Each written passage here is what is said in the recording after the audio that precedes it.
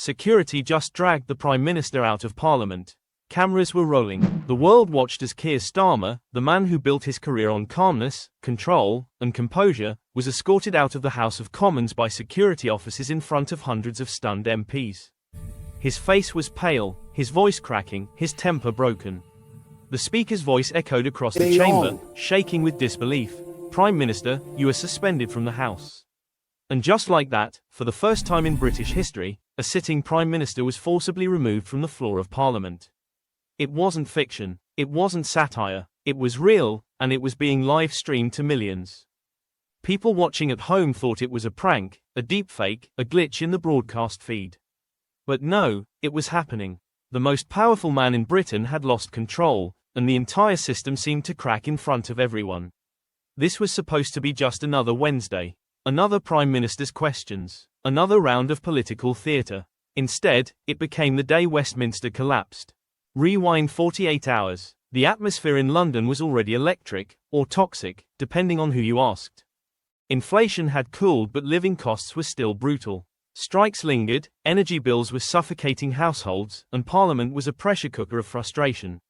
The Labour government was surviving on political duct tape and press conferences. The public was restless. The headlines, merciless. Every poll showed the same thing. Confidence in the government was evaporating. And somewhere on the fringes of this chaos stood a man who'd waited decades for the system to fall apart, Nigel Farage. Farage had done the impossible. After years of broadcasting, campaigning, and rabble-rousing from the outside, he was back, this time as the leader of a populist insurgency calling itself the Reform Alliance. A party built on anger, built on disillusionment, built on the simple idea that everything in Westminster was broken. His speeches were short, sharp, and brutal. His rallies were loud and emotional. He called the Prime Minister a bureaucrat in a suit pretending to care. And people listened. By the time Farage walked into the House of Commons that Wednesday morning, he knew exactly what he wanted: a confrontation. The cameras were ready. The country was watching. It was supposed to be routine. Prime Minister's questions, the weekly ritual of insults and applause. Starmer stood at the dispatch box, his notes neatly stacked, his tone measured. Farage was sitting just across the chamber, a faint smile curling at the edge of his mouth. When he rose to speak, the atmosphere shifted instantly. "Mr. Speaker," Farage began, "the Prime Minister talks of stability, but the only thing he's stabilized is decline. He's turned Britain into a client state of Brussels and a playground for lobbyists." Laughter erupted from his benches. Starmer's expression hardened. "He sold out our sovereignty, weaponized immigration for votes, and betrayed every working-class voter who trusted him." The Speaker tried to maintain order. Starmer clenched his jaw. Then Farage delivered the line that would go down in history. "You've become the Blair you once despised, Keir, a man of no conviction." The chamber exploded. Shouting, laughter, chaos. And something inside Starmer cracked. He slammed his hand on the dispatch box, his voice rising in a tone nobody had ever heard from him before. "You're a parasite on our democracy," he shouted across the floor. "You've done nothing for this country except tear it apart." Gas filled the room. MPs on both sides looked frozen, uncertain whether to intervene or watch history unfold. Farage smiled, leaning back, enjoying every second. The Speaker tried to interject. "Order, Prime Minister, order." But Starmer didn't stop. "You think this is a game?" he shouted. "You've poisoned public discourse for years. You've turned truth into theater." The Speaker stood up. "Prime Minister, I must ask you to withdraw your remarks." Starmer refused. He turned, pointing across the benches, accusing MPs of cowardice, of silence, of complicity. "You're all terrified of him," he yelled. "Terrified of the mob he's built." Within seconds, the Speaker gave the order. "Prime Minister, you will leave the chamber." Starmer ignored him. He kept shouting as security approached, his words dissolving into the noise of the chamber. The cameras caught everything: the Prime Minister surrounded by officers, the shouting, the stunned faces, the chaos. And then, with a final gesture from the Speaker, Starmer was physically escorted out. The chamber fell into stunned silence. Within minutes, the clip hit social media. Twitter, TikTok, Instagram, every platform was flooded with it. The hashtags appeared instantly. Hashtag Starmer meltdown, hashtag Westminster crisis, hashtag Farage wins. The footage was replayed, slowed down, remixed, captioned. News networks interrupted their programming. Commentators screamed. Unprecedented scenes in Parliament, one anchor said, voice trembling. Prime Minister Keir Starmer forcibly removed after confrontation with Nigel Farage. By evening, the headlines were everywhere. Starmer loses it. PM removed from Commons. The end of Labour's control. Talk shows spun into hysteria. Supporters called it human. Opponents called it disgraceful. Psychologists were interviewed. Analysts dissected every frame of the video, zooming in on Starmer's clenched fists, his trembling voice, the moment he snapped. The story wasn't just political, it was cultural. The next day, the numbers came in. Overnight polling showed Labour down 9 points. The Reform Alliance up 12. Farage's approval rating had doubled. At pubs, offices, and schools, everyone was talking about it. Some said Starmer had finally shown emotion, that he was just tired of being attacked. Others said he'd revealed what he really was, another establishment figure unable to handle dissent. Memes flooded Reddit. TikToks turned his outburst into dance trends.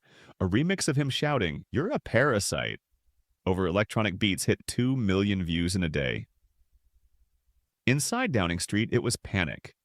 Senior advisors were seen entering and leaving through side doors, avoiding cameras. The cabinet was divided. Some ministers demanded an apology. Others quietly prepared resignation letters. Anonymous sources leaked that Starmer had thrown a binder at an aide after being escorted out. Another said he'd been under severe stress for weeks, barely sleeping. Every hour, a new leak hit the press. By Friday morning, Downing Street went silent. The Prime Minister didn't appear. No press conference, no apology.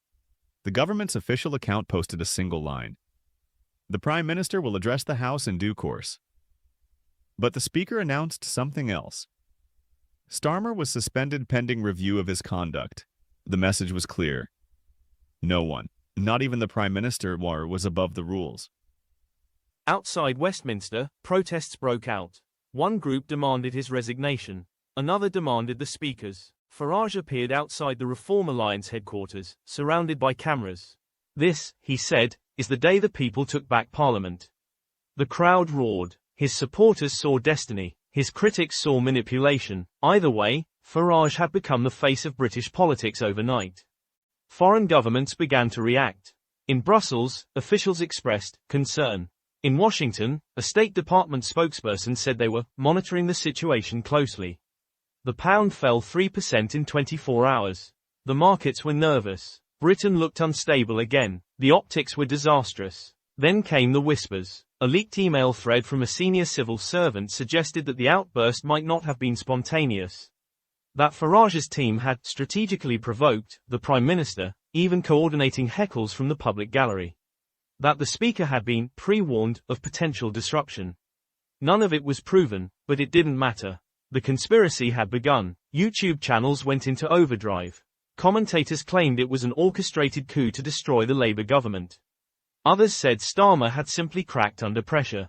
But the timing, the precision, the cameras, it all seemed too perfect. Over the weekend, the Prime Minister vanished. He wasn't seen leaving Downing Street, not seen entering Parliament. Rumours spread that he'd been hospitalised, that he'd resigned privately, that his wife had flown to their family home in Surrey. Nothing was confirmed. The official silence only fueled the speculation. By Sunday night, an emergency session of Parliament was called to address the ongoing leadership situation. Farage demanded a vote of no confidence. The opposition benches cheered. The government benches sat in stunned silence. That night, the Speaker appeared on live television. His statement was calm but devastating. The Prime Minister's behaviour represented a breach of the dignity of this House. No individual, regardless of office, is exempt from its standards. It was the bureaucratic version of an execution. The system had turned on its own leader. By Monday morning, the front pages all carried the same message: Starmer finished. The once calm lawyer who promised order and integrity had been undone by his own temper. Polls showed record lows for Labour. Support for reform surged. Farage's face filled every screen. Rallies erupted across the country, waving flags, chanting slogans about taking back control. The establishment had collapsed into spectacle. Behind closed doors, Labour MPs began discussing succession. Angela Rayner was reportedly furious, accusing senior advisers of failing to protect the Prime Minister. Others whispered that maybe this was inevitable. Maybe Starmer was never built for power, only for opposition. The mood in Westminster was toxic. Trust had vanished. Every conversation felt like betrayal. Across Europe, analysts compared it to a democratic breakdown. How could the mother of parliaments descend into this? Some said it was inevitable in an age of viral politics. That in a world driven by outrage and algorithms, calm leaders don't survive. Others saw something deeper, a loss of faith in the entire post-war order. The footage of Starmer shouting in Parliament continued to loop endlessly online. Every hour, another remix, another edit, another joke. But the more people watched it, the less funny it seemed. It wasn't just one man losing control. It was the image of a system cracking under pressure, the moment decorum died. By the end of the week, Farage was on every network, calling for an early election. He promised to restore order and return power to the people. It sounded like every populist slogan of the last decade, but now it carried weight. He had momentum, the kind that topples governments. In a quiet statement released late Sunday night, the Labour Party announced that Keir Starmer was taking time to reflect on recent events. It didn't say resignation. It didn't need to. The message was clear. Britain was leaderless. As the days passed, the images became legend. The Speaker's gavel slamming down, the guards stepping forward, the Prime Minister shouting as the doors closed behind him. Every generation gets its political scandal, its defining meltdown. For Britain, this was it. Was it a human breakdown or a political assassination? Was Starmer the victim of his own rigidity or of a machine that rewards rage over reason? Nobody could say for sure, but one thing was certain. The country had crossed a line it could never uncross. A prime minister dragged from parliament, a populist on the rise, a democracy shaken to its foundations. The cameras caught everything, and the world was still watching. History doesn't collapse all at once. It cracks slowly, then suddenly. One scandal, one shout, one moment of weakness that reveals the truth underneath. And when that moment happens live on television, there's no going back. Was this the end of Starmer? Or the beginning of something far darker? Was it outrage or orchestration? Maybe both. The question now isn't whether the Prime Minister survives. It's whether the system does. What happens next? We'll find out soon enough. Subscribe for updates.